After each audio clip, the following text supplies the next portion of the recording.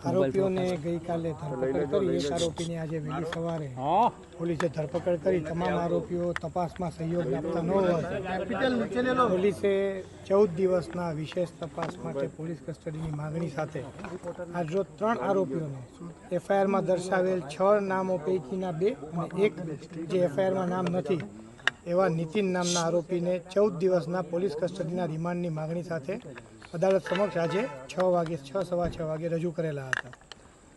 આરોપી વતી અને રાજકોટ બાર એસોસિએશન વતી તેમજ સરકાર વતી મને સોંપવામાં આવેલ જવાબદારીની ભાગરૂપે તમામ પક્ષકારોએ વિસ્તૃતપણે દલીલો કરેલી હતી.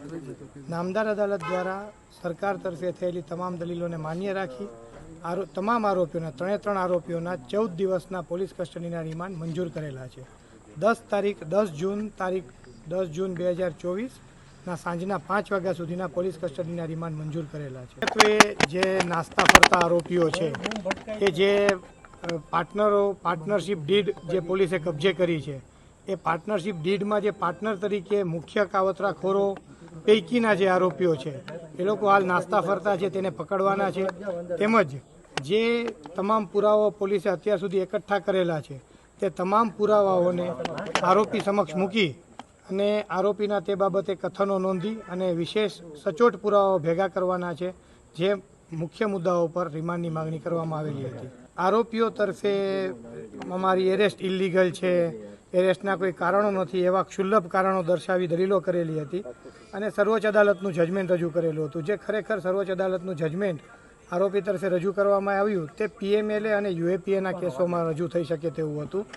જ્યારે આ કેસમાં 10 વર્ષથી વિશેષ સજાની જોગવાઈવાળી બધી કલમોનું એફઆઈઆરમાં ઉલ્લેખ છે અને પોલીસે પોતે સેટિસ્ફાઈ થયા બાદ આરોપીને ધરપકડ કરવા જેટલા યોગ્ય પુરાવાઓ મળ્યા બાદ આરોપીઓની ધરપકડ કરેલી હોય એ દલીલો કોર્ટે સ્વીકારેલી નથી.